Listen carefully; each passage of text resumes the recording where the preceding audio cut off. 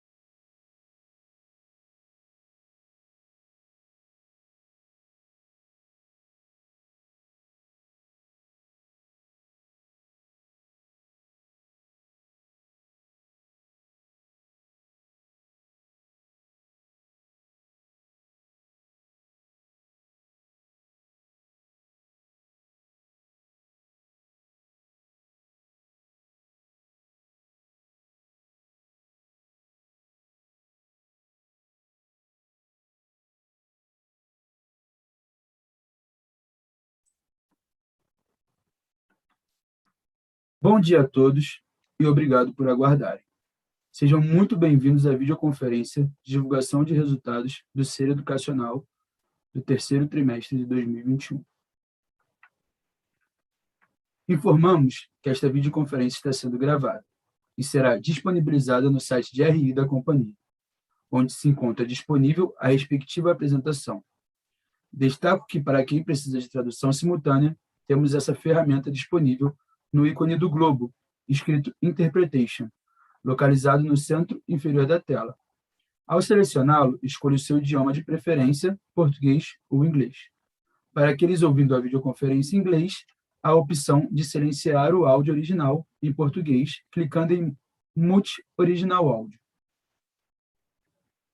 Para o Q&A, sessão de perguntas e respostas, orientamos que sejam enviadas via ícone de Q&A, no botão inferior de sua tela.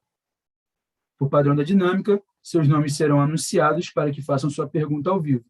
Nesse momento, uma solicitação para ativar seu microfone aparecerá na tela. Ressaltamos que as informações contidas nesta apresentação e eventuais declarações que possam ser feitas durante a videoconferência relativas às perspectivas de negócios, projeções e metas operacionais e financeiras do Ser Educacional constituem-se em crenças e premissas da administração da companhia, bem como em informações atualmente disponíveis. Considerações futuras não são garantias de desempenho. Elas envolvem incertezas e premissas, pois se referem a eventos futuros e, portanto, dependem de circunstâncias que podem ou não ocorrer.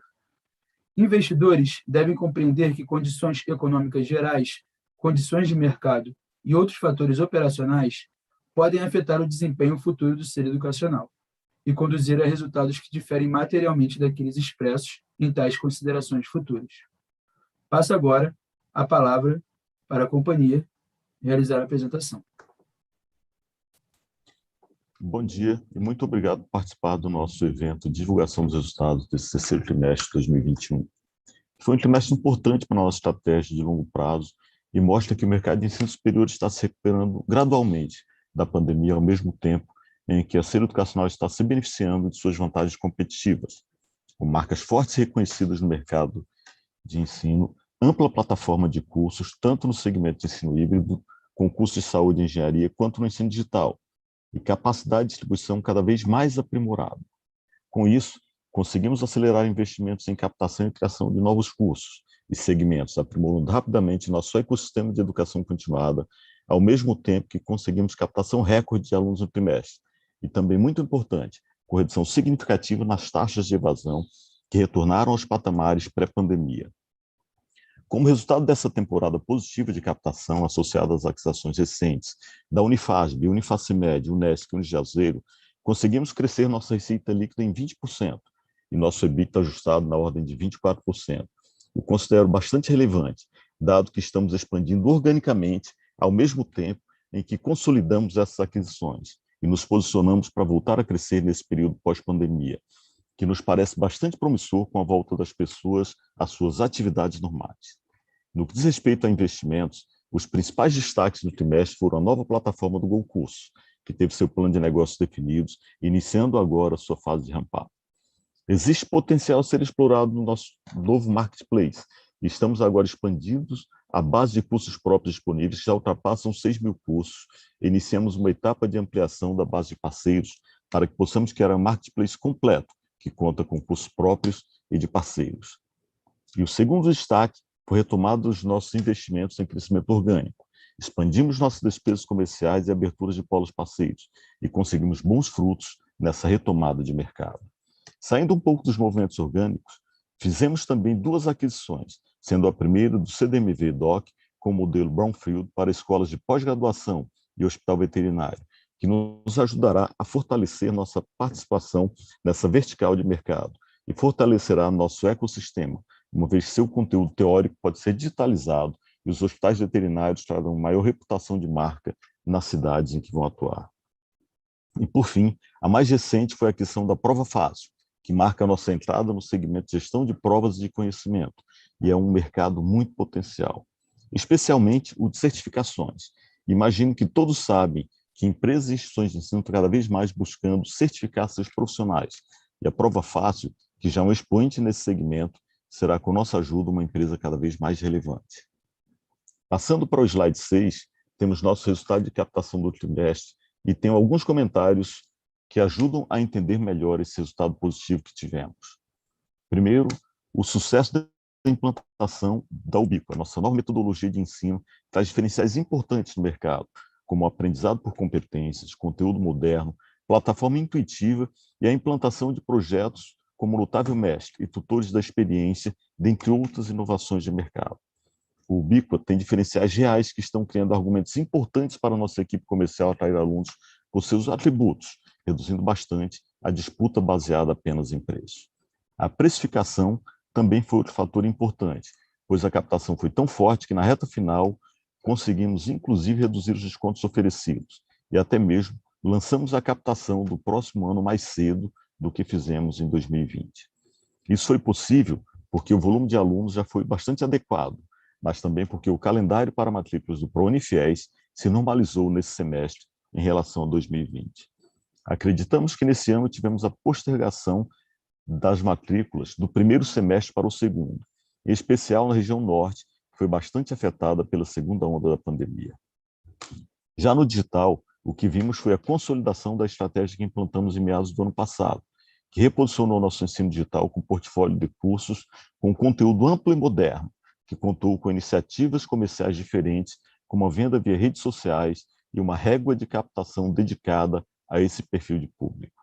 Como consequência dessa captação e dos bons indicadores de matrícula, temos no slide 7 o crescimento de 32% da nossa base de alunos, sendo destaque para o crescimento da base de alunos digital, que dobrou na comparação com o terceiro trimestre de 2020, por conta da sequência positiva de captações que tivemos durante o primeiro e segundo semestre de 2021. No slide 8, detalhamos nossa base de alunos. Notem como estamos cada vez mais relevantes no segmento de saúde e engenharia, para o ensino híbrido, que juntas representam quase 70% da nossa base, mostrando que a CER está acelerando na nova era do ensino superior híbrido, com seus campi ofertando cursos que necessitam de aulas práticas e, portanto, não precisam se preocupar com a transição de alunos entre ensino híbrido e digital.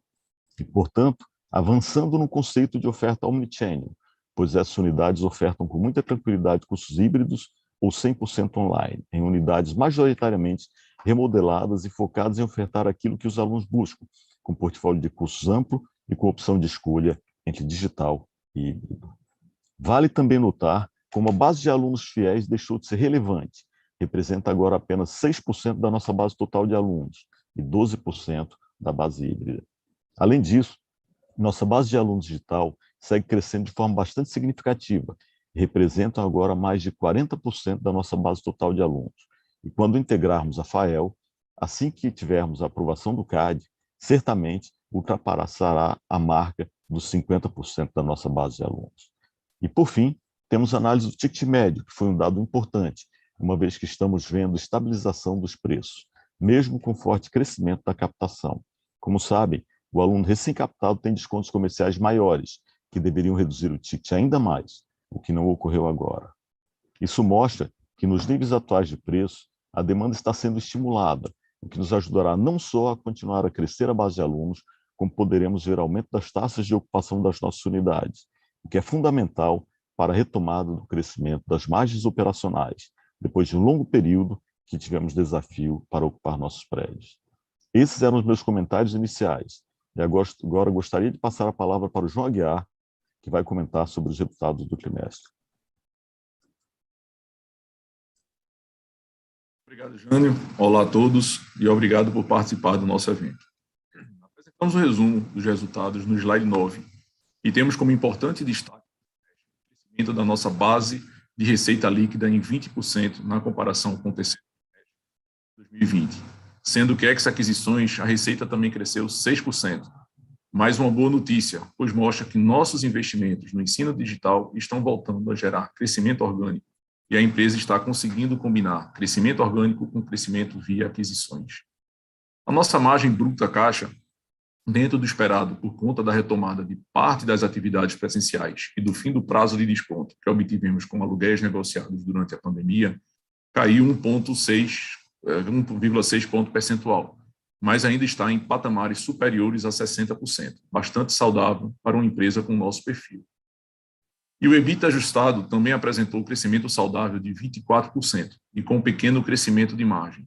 Vale lembrar que os trimestres ímpares geralmente têm margens mais pressionadas por conta dos descontos de captação que são ofertados na temporada de matrículas. Vale também lembrar que, com a captação recorde, esses descontos aumentaram e tivemos a retomada de custos e despesas por conta da reabertura das atividades, bem como acelerando nossos investimentos em marketing focando no crescimento da empresa.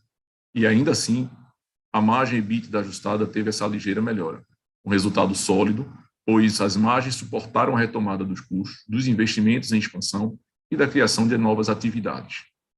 Por fim, um lucro ajustado que reverteu o leve prejuízo que tivemos nesse mesmo período do ano passado. A melhora do resultado reflete o crescimento de receita e manutenção da base operacional. Já a melhoria da margem, em menor escala, se deve ao aumento das despesas financeiras, por conta de estarmos agora com a dívida líquida próxima de uma vez EBITDA ajustado versus caixa líquido há um ano atrás.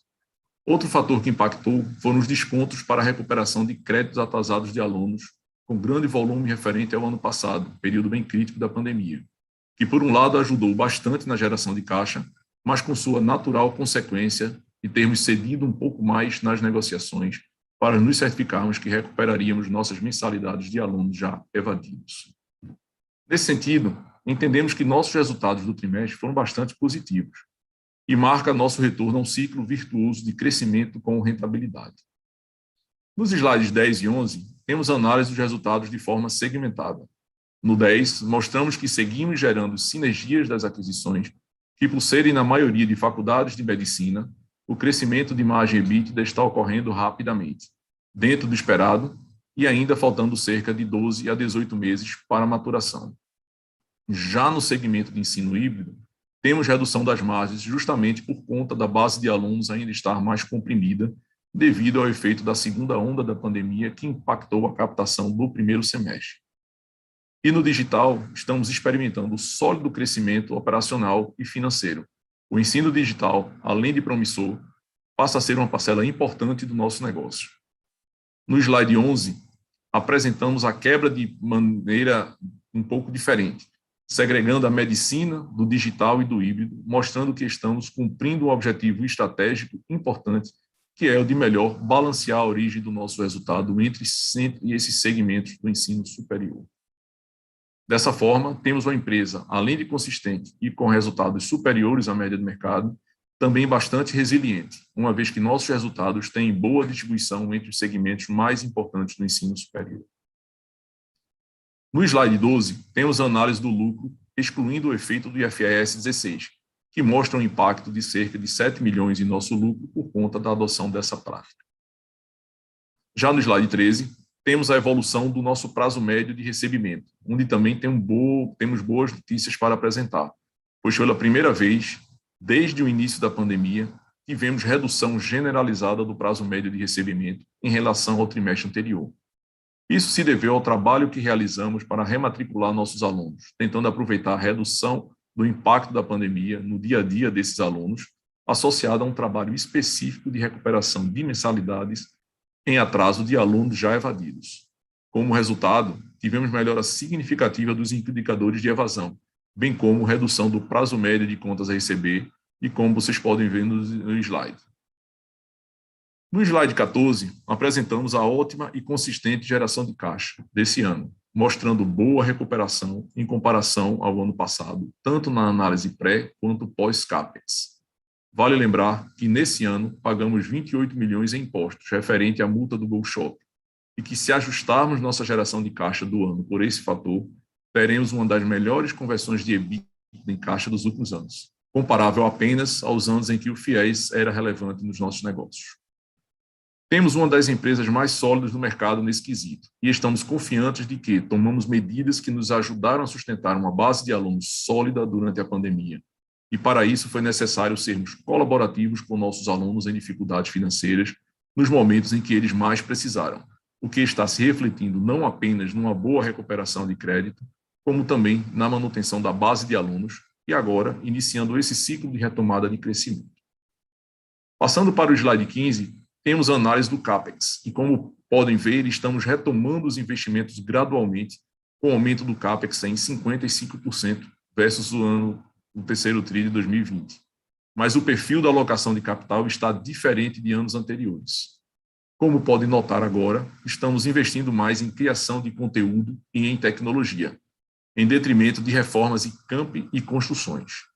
Trata-se de um processo importante, porque estamos investindo em expansão do portfólio de cursos e experiência digital dos alunos agora, como forma de montar nosso ecossistema de educação continuada e assegurar que teremos a estrutura e oferta necessárias para essa estratégia funcionar.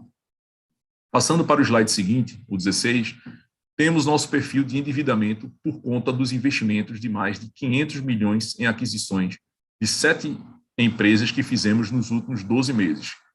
Endividamento esse que passou de neutro para uma alavancagem de cerca de uma vez EBITDA líquida sobre o EBITDA ajustado. Quando finalizarmos a aquisição da FAEL, faremos um investimento de 280 milhões, elevando o nível de endividamento da SER para menos de 2 vezes dívida líquida sobre EBITDA ajustado. Ou seja, níveis ainda adequados e confortáveis para mais alguns movimentos, dado que estamos bastante confiantes que teremos um processo consistente de crescimento e geração de caixa. Acreditamos que nosso foco em manter solidez financeira seja fundamental para mantermos nossos sólidos índices de rentabilidade, mesmo em períodos tão voláteis de mercado como o que estamos passando. Bom, esses eram meus comentários e agora devolvo a palavra para o Jânio para que ele faça suas considerações finais. Obrigado, Aguiar. Passando para o slide 18, temos um resumo dos nossos objetivos em nossa missão de construir nosso ecossistema de educação continuada, gerando crescimento com rentabilidade e sólida diversificação das atividades dentro do ensino superior. Esse foi um ano importante nesse aspecto. Reforçamos nossa base de medicina com as ações da Unifasm, Unesc e Unifacimed. Temos a consolidação da FAEL, que nos levará a cobrir todo o território nacional com mais de 1.000 polos de ensino digital. A FAEL vai reforçar nossa presença no segmento de oferta de ensino via polos com sólido potencial de geração de sinergias, não apenas em custos e despesas, mas também em receitas, por conta da complementariedade que teremos na oferta de cursos de saúde e engenharia da SER na FAEL, e na contribuição da FAEL em sua expertise de gestão de polos parceiros. Então, em 2022, nossos objetivos com essas aquisições recentes será de fazer com que elas acelerem seus processos de ganho de sinergias e nos ajudem a construir um portfólio cada vez mais bem definido e balanceado de atividades nos segmentos de ensino digital e medicina. Outro objetivo importante para o ano que vem será a retomada de abertura de unidades híbridas, que estão se transformando bastante nos últimos anos. São unidades de tamanho menor, focadas em ter sua presença em shopping centers e com focos na oferta de cursos híbridos, prêmios e digitais, criando um verdadeiro ambiente omnichannel. Vamos expandir nosso atendimento à população, aproveitando da expertise da CDMV-Doc para expandir seu modelo de hospitais veterinários, aproveitando os outros 20 cursos de veterinária que temos espalhados no país. E vamos criar um novo modelo de clínicas de odontologia. Com essas iniciativas, vamos continuar a criar novas vantagens competitivas para os nossos custos de saúde, elevando a reputação de nossas marcas e nos habilitando para ofertar cursos de extensão e pós-graduação, presenciais e online, reforçando o nosso conceito de ecossistema. E, por fim, e não menos importante, a SER Educacional seguirá com sua postura disciplinada de gestão operacional, custos, despesas e alavancagem financeira, focando em gerar retornos sólidos com crescimento para os nossos stakeholders. Muito obrigado e ficamos à disposição para as perguntas. Agora, daremos início à sessão de perguntas e respostas. Pedimos, por gentileza, que os façam todas perguntas de uma só vez, aguardando a resposta da companhia. Lembrando que, para fazer perguntas, orientamos que sejam enviadas via ícone do Q&A, no botão inferior de sua tela. Por padrão da dinâmica, seus nomes serão anunciados para que façam suas perguntas ao vivo. Nesse momento, uma solicitação para ativar seu microfone aparecerá na tela. Então, vamos à nossa primeira pergunta. É do Vitor Tomita, analista sell-side da Goldman Sachs. Abriremos o seu áudio para que você possa realizar sua pergunta. Por favor, pode prosseguir. Bom dia a todos, obrigado por pegar as nossas perguntas, são duas do nosso lado. A primeira é se vocês conseguem dar um pouco mais de cor sobre a redução de evasão do ensino digital, com taxa de evasão abaixo do presencial, mesmo com um aumento da base de alunos 100% online. E segunda pergunta é se vocês conseguiriam compartilhar um pouco mais sobre o perfil de edtechs que poderia ser alvo de aquisição, ou sobre os tipos de novos negócios ou funcionalidades que vocês acreditam que poderiam mais acrescentar valor para a SER. Muito obrigado. Oi, Vitor, aqui é o Rodrigo.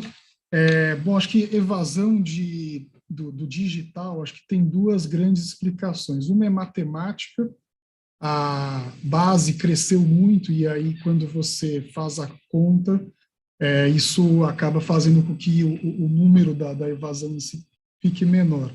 Mas a outra, eu acho que tem um lado operacional grande. Foram feitas várias alterações na experiência do aluno, tentando fazer com que ele consiga se focar mais na ferramenta e na plataforma. Então, tem desde a introdução do conceito do tutor de experiência, que fica ajudando o aluno a navegar no dia a dia dele educacional, sem ficar entrando em perguntas acadêmicas para eles. É basicamente um coach para que ele consiga tentar reduzir um pouco o sentimento de pertencimento e a socialização que acaba não existindo da mesma forma que existe no ensino híbrido. Mas tiveram uma série de outras coisas no próprio conteúdo produzido que ajudam o aluno a se manter motivado a permanecer estudando por mais tempo. Outra coisa que nós notamos e ajuda bastante na evasão é o próprio conceito de pagamento. Então, por exemplo, para os cursos de até 2 anos, os alunos não precisam fazer nada a não ser colocar lá o cartão de crédito dele para ter a cobrança todos os meses, e o sistema trata de cortar o aluno quando ele passa mais de 2 meses, ou sem pagar ou sem acessar a plataforma. Isso reduz muito aquela evasão acumulada. E eu acho que, por fim, a própria forma que a gente tem feito a venda dos cursos. Quando a gente identifica que um aluno ele é mais propenso a fazer um curso de mais curta duração, a gente tenta direcionar ele para esse tipo de venda. A própria venda de cursos de mais curta duração ajuda muito, porque como a evasão do digital ela acontece muito a partir ali do 2º para o 3º semestre, um curso muito longo acaba tendo o mesmo tipo de perda de aluno de um curso curto. Então, você reduz a evasão de um curso curto como um todo, mas ele tem uma chance maior de terminar o curso, enquanto o curso longo acaba tendo uma evasão muito maior, porque o aluno muitas vezes não tem a disciplina necessária para fazer um curso de maior duração, sendo ele digital. Do ponto de vista de edtechs, eu diria que esse é um universo vasto, né? Existem vários temas que nós gostamos, e alguns, nós somos surpreendidos pela própria edtech com uma solução que a gente não imaginava. Então, qual que é o conceito da aquisição de edtech? É trazer coisas que nós entendemos que não somos capazes de fazer no curto prazo nascer. Isso nos faz trazer uma edtech para cá. A Bedu, que é a Prova Fácil, são 2 exemplos muito diretos nesses aspectos. A Beduca, por exemplo, a gente nem imaginava que o que eles faziam era possível, e a gente gostou muito do que eles mostraram e trouxemos para a plataforma. Eu diria que o conceito de edtech é o contrário, é trazer aquilo que nós entendemos que não dá para fazer dentro de casa e pode ser muitas coisas no ambiente. Hoje, o que nós entendemos que faz muito sentido para ser educacional evoluir é o conceito de ecossistema, é o conceito de uma produção de conteúdo digital mais ampla. Só finalizando, acho Perfeito. que o Rodrigo colocou muito bem a questão da evasão das edtechs. Primeiro, a mudança que nós fizemos em todo o modelo operacional, perfil de curso e portfólio de cursos ajudou bastante nisso. Em termos de modelo operacional, o Rodrigo falou do tutor da experiência, é o nosso antigo tutor guardião, é a pessoa que tem o contato com o aluno, só que a ele foi associado um modelo diferente de relacionamento com o aluno, associado a uma mudança no nosso modelo de curso, a forma como ele foi feito. Essa mudança de redução dos tempos de curso para 18 meses, para 20 meses, está associada a um pouco do perfil do novo profissional do mercado, que ele vai estar muito mais, ele procura muito mais cursos que podem colocá-lo no mercado de forma muito mais rápida, e esses cursos têm naturalmente uma evasão menor do que os cursos maiores. O modelo de cobrança que foi colocado pelo Rodrigo, com pagamento direto no cartão de crédito, facilita o aluno. Nossa instituição foi a primeira a usar o Pix para modelo de pagamento, que representa uma parcela significativa das nossas receitas. Tudo isso tem pesado nessa redução efetiva da evasão, não só o aumento da base de alunos. Tem sido bastante satisfatório para nós em função do resultado que essa mudança operacional tem trazido. Perfeito, muito obrigado, Jânio, muito obrigado, Rodrigo. A nossa próxima pergunta é do Ian Seskin, analista sell-side do Banco BTG. Ian, abriremos o seu áudio para que você possa realizar a sua pergunta. Por favor, pode prosseguir. Bom dia, Jânio, Aguiar, Rodrigo. Vocês conseguem me ouvir?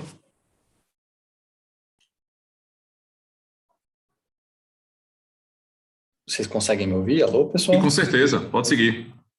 Show de bola. 2 perguntas aqui do meu lado.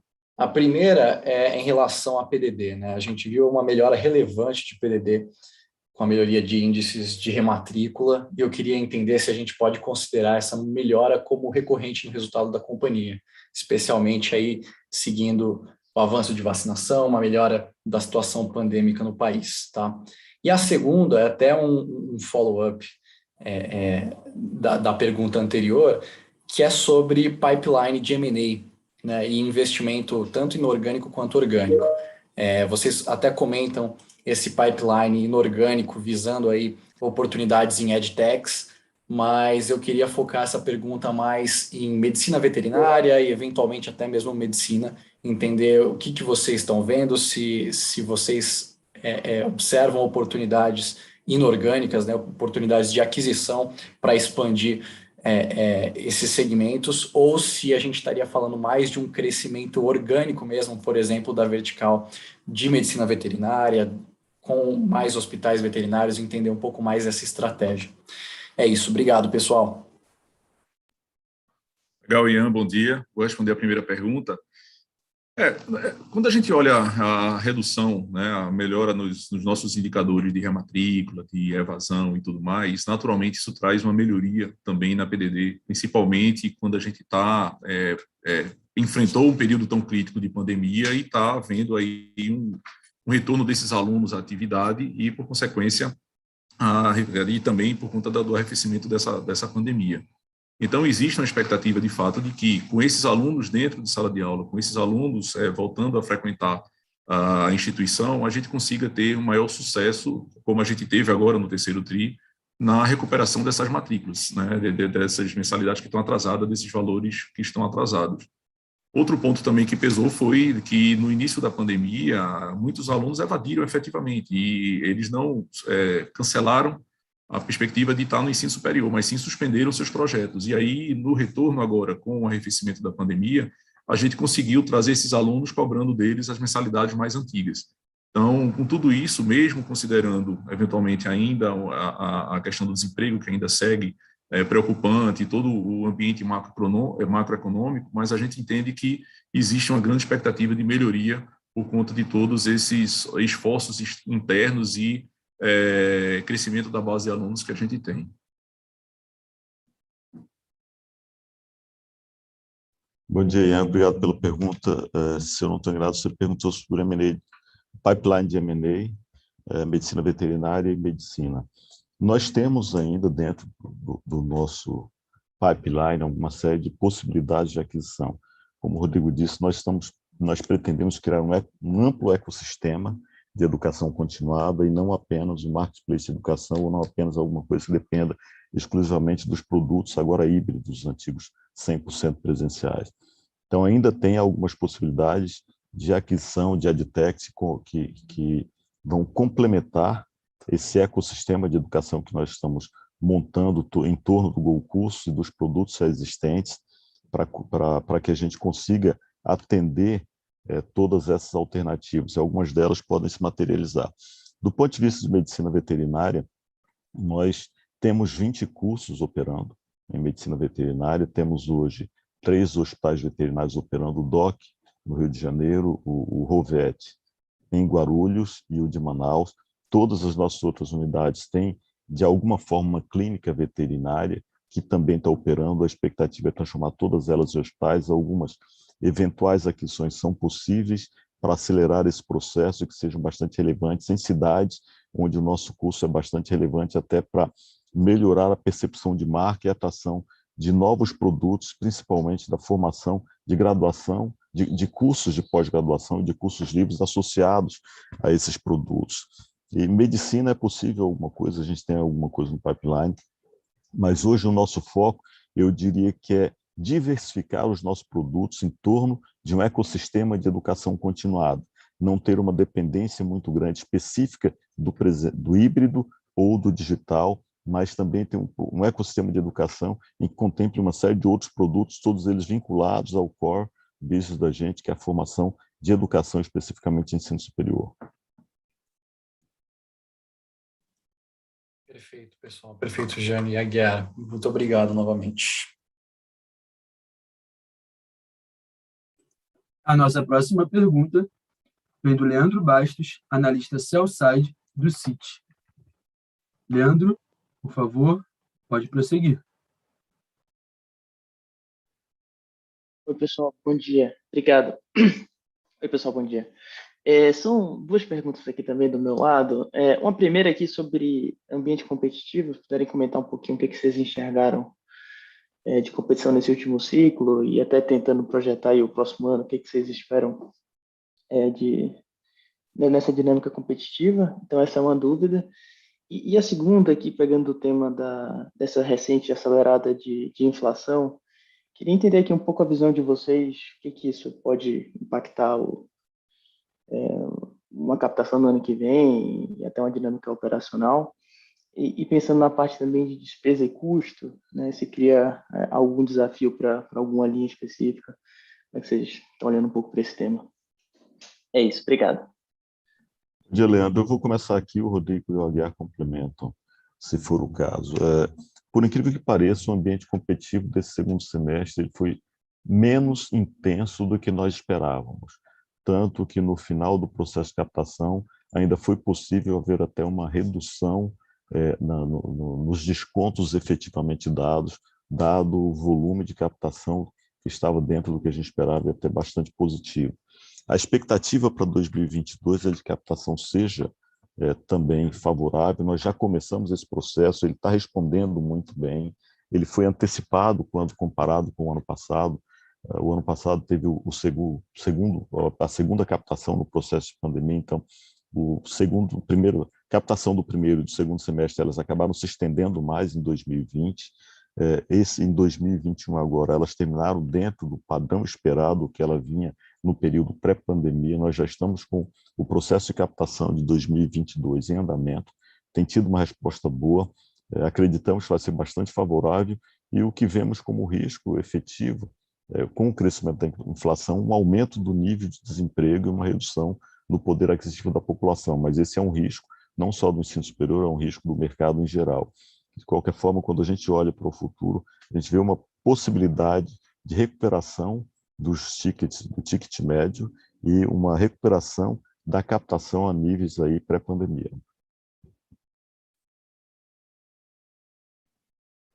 Bom, Leandro, quando a gente olha a pressão inflacionária que a gente tem vislumbrado aí para o ano que vem, né, do ambiente macroeconômico, a gente traz um momento de preocupação, claro, para a gente, porque quando a gente olha nossos principais custos, a gente tem, alguns deles bem atrelados aos índices inflacionários.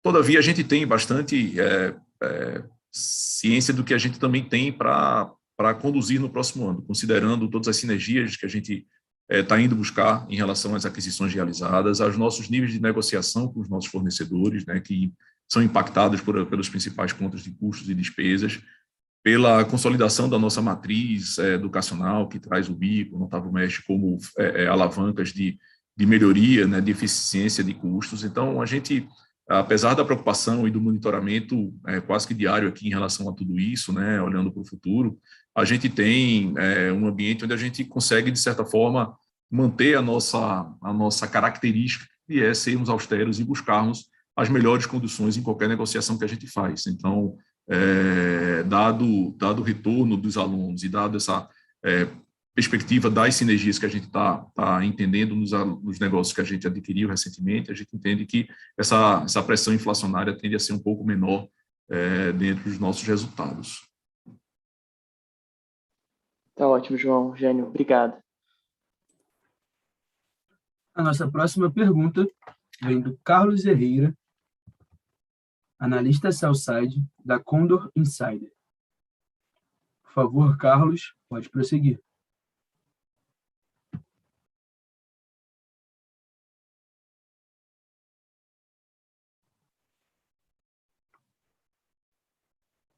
Carlos, por favor.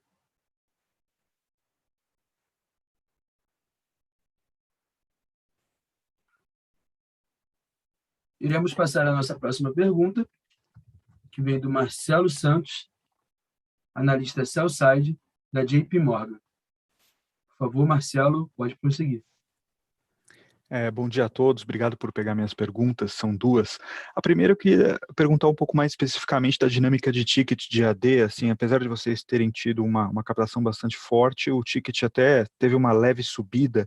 Vocês acreditam que isso seria a gente chegou realmente num bottom e a partir de agora a a gente poderia começar a ver até expansões desse ticket. E a segunda pergunta é a questão do avanço da ubíqua, do ensino híbrido. Existe alguma possibilidade de, nas unidades atuais, vocês devolverem parte da área ou mudarem para ter racionalização de metragem? Eu entendo que vocês vão criar novas unidades, mas nas atuais, ter racionalização por causa da expansão do ensino híbrido? Essas são as duas perguntas.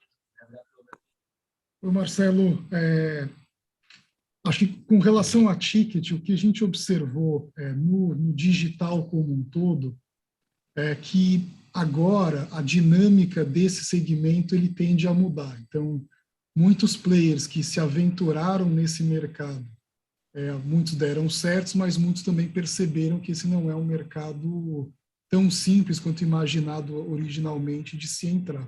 Então, nós acreditamos que uma depuração desse segmento deve acontecer de um lado, uma consolidação do mix digital 100% online deve acontecer, mas, por outro lado, nós, na SER, vamos implantar, especialmente na FAEL, os cursos de saúde e engenharia nos polos, usando aquele conceito de cinturão, onde se coloca um polo mais estruturado num determinado ponto que atende a rede de polos, né? Isso, tanto para os polos da FAEL e da SER, nós vamos fazer a partir do ano que vem. Isso deve melhorar o ticket, especialmente desse tipo de curso que não consegue ser vendido na rede de polos sem uma estrutura como essa. Nesse sentido, eu acho que você tem razão, uma parte da pressão de preços tende a se diluir, e eu acredito que a depuração do próprio setor de ensino superior, com a saída de alguns players que não vão conseguir se manter, né, especialmente nesses preços atuais, e mais especificamente no mercado de pós-graduação, que é o mercado que mais sofreu com os preços 100% online, a gente deve ter aí uma certa estabilização e dependendo da evolução do mix de cursos para engenharia e saúde, até uma certa melhora. Com relação ao espaço locado, eu acho que nós já chegamos num patamar onde o volume de prédios devolvidos já foi bem elevado.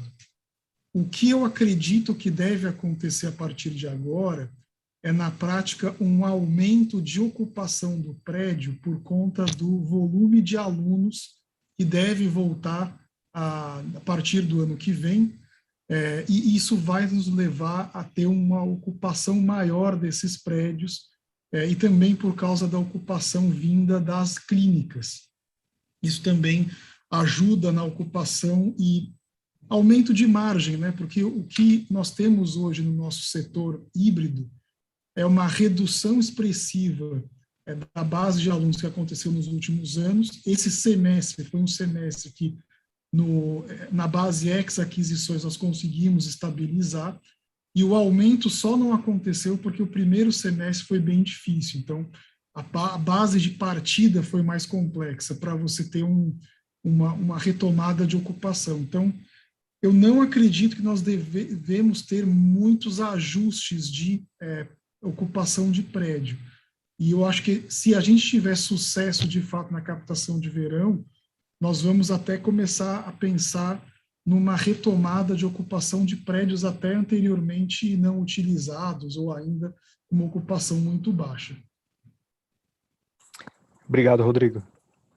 Só complementando que algumas das unidades que nós começamos lá em 2008, quando nós fizemos aquela redução significativa de prédios e fechamos algumas unidades, elas estão começando a performar muito bem.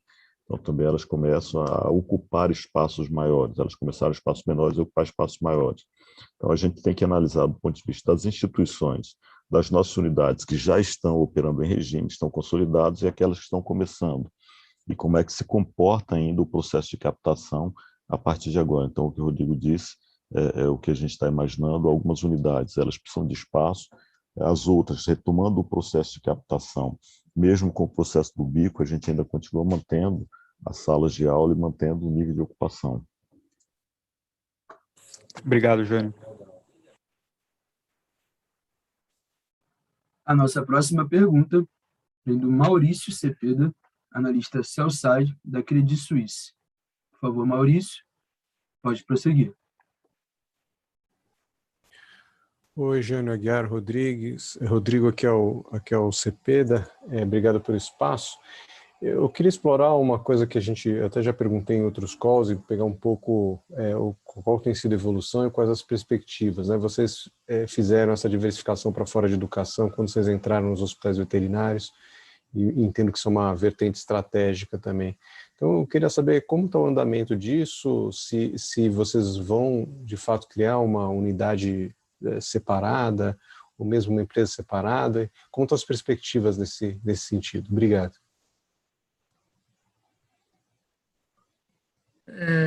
Maurício, esse é um bom ponto. Nós estamos gradualmente segregando a companhia em 3 blocos, né? Uma é o que a gente chama de 3L digital, que vai abrigar todos os ativos digitais.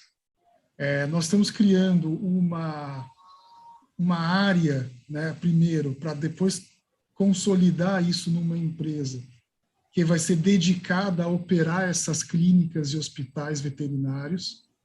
Já tem uma equipe contratada e começando esse trabalho. Daqui a algumas semanas nós devemos aprovar esses orçamentos específicos para essas áreas no nosso conselho. E a terceira empresa é a operação híbrida, que tem a medicina dentro, isso claro que se divide parte na parte das clínicas, mas parte na parte educacional. O importante é que essas operações, né, tanto o modelo híbrido quanto a operação de clínicas, elas têm uma simbiose muito grande, porque clínicas, na prática, são também laboratórios da nossa educação superior. E a partir da evolução desses negócios, nós vamos, inclusive, passar a reportar isso de uma maneira mais segregada e de uma maneira que as pessoas consigam enxergar melhor a evolução disso. E até foi por a razão da gente começar a mostrar, ou pelo menos o EBITDA, do curso de medicina, do híbrido e do digital em separado. Mais adiante, quando as clínicas tiverem um tamanho mais específico e relevante, a gente também deve mostrar isso para o mercado poder entender a evolução desse negócio também. A segunda pergunta, se eu não estou enganado, foi o que você espera, o que a gente espera do híbrido do digital, não é isso? Eu tinha colocado essa pergunta por escrito, mas um colega já perguntou sobre isso, mas se quiser explorar um pouco mais a questão. Obrigado. Eu acho que a gente já falou um pouquinho sobre isso. A nossa expectativa é de que o híbrido ele se recupere, tanto que a captação desse semestre agora já voltou a patamares de 2019, um pouquinho melhor até do que 2019. A expectativa é de que, com a retomada normal da vida das pessoas, esse número comece a crescer. E, por outro lado, os nossos produtos digitais eles estão todos englobados dentro desse ecossistema de educação digital continuada que nós estamos colocando, e que eles vão vender tanto os produtos regulados quanto os produtos livres. Em breve nós já estamos colocando no Google Cursos, cursos de pós-graduação à venda, tanto das nossas instituições quanto de algumas instituições parceiras do Grupo Ser Educacional, que começam a colocar os seus produtos à venda dentro desse ecossistema. E com a vinda da FAEL, o crescimento dos polos aí, que nos leva para mais de 1000 polos e mais alguns que nós estamos prospectando para abertura, vai nos dar capilaridade nacional para levar principalmente os cursos da área de saúde e de engenharia que nós temos e que a FAEL não tem. Então, eu diria que nós estamos relativamente otimistas com o crescimento dos produtos híbridos dentro dessa retomada da vida normal. Os digitais, eles não crescem, talvez, na velocidade que cresceram nesse período da pandemia, mas eles vão ter um crescimento significativo em função da entrada de produtos novos, do número de polos e, acima de tudo, desse ecossistema que está sendo montado e do Google Cursos que está vindo, trazendo junto toda essa parte de produtos não regulados que nós não oferecíamos no passado. Perfeito, Jânio. Claríssimo. Obrigado. Obrigado, Rodrigo, também. A nossa próxima pergunta é do Carlos Herrera, analista sell-side da Condor Insider, que estaremos lendo. São 2 perguntas. Vocês podem entregar uma visão de como a empresa está indo para o 4T21? E a segunda pergunta é: como vocês estão enxergando o ano de 2022? Quais são os principais riscos e oportunidades da companhia? Oi, Carlos, obrigado pelas perguntas. O quarto TRI, ele, no nosso setor, como por ser um setor baseado em semestres, ele deve seguir uma tendência interessante, tal qual foi o terceiro. Acho que a grande diferença é que se dilui o ticket médio, o desconto, na verdade, né, que nós damos quando captamos alunos. E o terceiro TRI, ele foi importante porque o ticket ele se sustentou mesmo com uma captação recorde para terceiro trimestre. Como existem muitos descontos concedidos para a captação de alunos, que é aquele desconto de R$ 99 e R$ 50 na matrícula por 1, 2 e até 3 meses, esse peso foi alto no terceiro TRI. Para o quarto TRI, isso se dilui, isso ajuda na geração de margens. Outra coisa que também costuma ajudar quarto TRI sazonalmente é a redução do impacto da despesa de marketing, porque também não tem tanto marketing carregado nos trimestres pares. Por outro lado, as despesas e custos com folha, eles tendem a compensar parcialmente esse impacto por conta das aulas, especialmente a incidência das aulas práticas, que geram um custo maior com preceptoria. Para 2022, eu acho que existem algumas oportunidades importantes. Primeiro, é a questão do ensino híbrido, por conta da pandemia se arrefecendo, e lembrando que no ano passado nós tivemos um impacto significativo no meio da captação por conta da segunda onda. Não parece que deve acontecer uma terceira onda no ano que vem, então só isso já deve ajudar bastante aí na base de comparação de captação ano contra ano. E no nosso setor ele se comporta quase que anualmente, né? Ele é bianual, as entradas são bianuais, mas a mais importante é de verão. Se nós tivermos, de fato, uma captação de verão positiva, como aparenta nesse momento ser por conta da volta das atividades sociais pós-pandemia, deve ser um ano interessante para a captação e, por consequência, ajuda no resultado como um todo. Acho que outra coisa importante para 2022 é a própria consolidação da FAEL. Nós fizemos aí um trabalho importante nessa aquisição. Pode sair a qualquer semana a aprovação no CAD, dado que já tem mais de 30 dias que nós não vemos nenhum tipo de movimentação por lá e nenhum tipo de questionamento mais complexo de se esclarecer. Então, nós esperamos que essa aprovação aconteça ainda esse ano.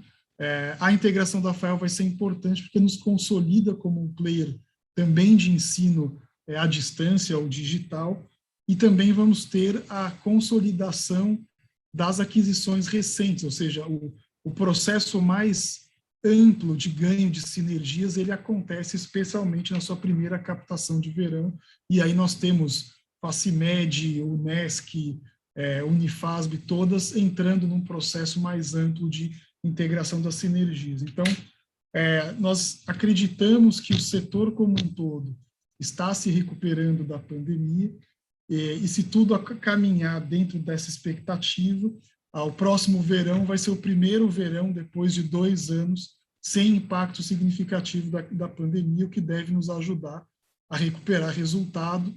E o que nós pretendemos fazer é um trabalho de resultados que seja combinando uma tentativa de recuperação de margens, que tem tudo para acontecer, mas associado ao investimento no crescimento orgânico e com aquisições, ou seja, continuar crescendo com boa rentabilidade.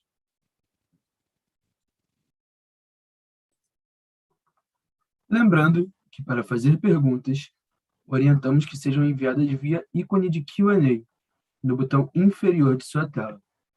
Por padrão da dinâmica, seus nomes serão anunciados para que façam sua pergunta ao vivo.